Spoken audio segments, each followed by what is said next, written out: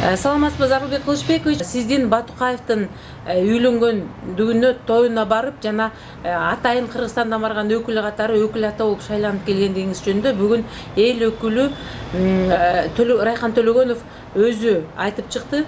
Биздин урматтуу Текебаев айтып атпайбы, Урсалиев акылынан адашты депчи.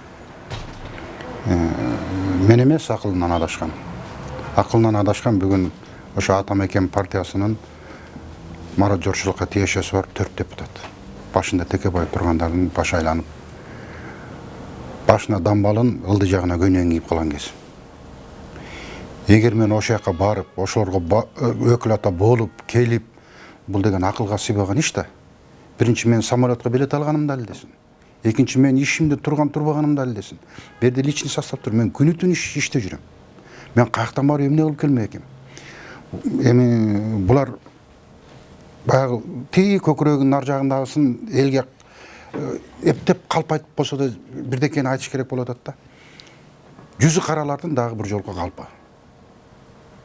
Бети жок. Но талаптануучулукка түздүн тиешеси бар. Ууру мошенник депутаттардын дагы бир жолу айтып аткан сөзү мени жамандап айтып аткан сөзү. Берден келгиле, карагыла. Мен кечөөнү кайда жүрдүм, мурдагыны кайда жүрдүм, анын мурдагыны кайда жүрдүм, Чечняга качан учуп барып келиптирмин. Карасын ошону. Эгер мен мага Батукаев өкүл бала өкүл кыз кое тургандай, мен Батукаевка менен жакшы тааныш дос бекем. Мен просто таң калам да ушундай, просто айласы жок кеткендеги айткан сөзү да. Эми урматтуу депутаттар, эми токтотпойсуңарбы, эми мындай бир чындыкка жанаша бир иштерди айтпайсыңарбы?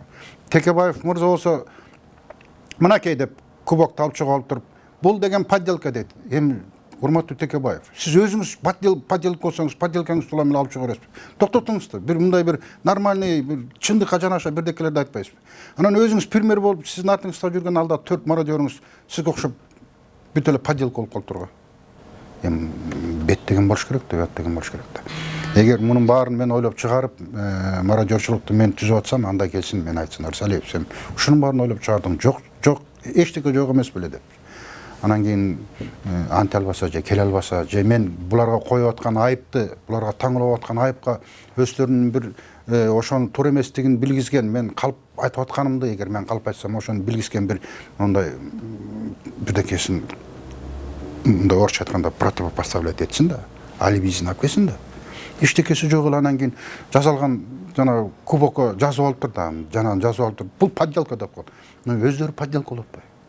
Өздөрүнүн баскан турган баары подделка. Эми да подделканы көрсөтүп атат да. Ну просто жийиркеничтүү кишилер, буларга айла жок экен да. Билбейм, буларды Кудай өзү эле неметет го, жазалайт го. Менин оюм ушул болуп калды да эми. Коомчулукка маалымат, бул Атамекен партиясынын депутаттары ошол объектилерди чындыгында эле жетишүүнү болгондуктарын жана ошол жерди кайтарып өкмөттүн карамагына өткөзүп бергендиги жөнүндө да маалымдашты эле. Бүгүндө жок дегенде ошол өкмөт тарапка өткөн буюмдар жөнүндө азын улак маалымат барбы? Абдан жакшы суроо болуп атат да. Өздөрү ошентип айтат. Биз ошол жерди кайтарганбыз, буюмдарын сактаганбыз депчи. Мага алып келсин бир квитанция 1 сомдук. Мына биз 1 сомду ушундай немесин сактап калып, ошону мамлекетке өткөздүк эле мынакей квитанциясы депчи. Эч кандай далил жок да. Ошол жердеги сакталып турган, мисалы үчүн тиги мурдагы президент Курманбек Салиевичтин бир неме келинчегинин үйүндө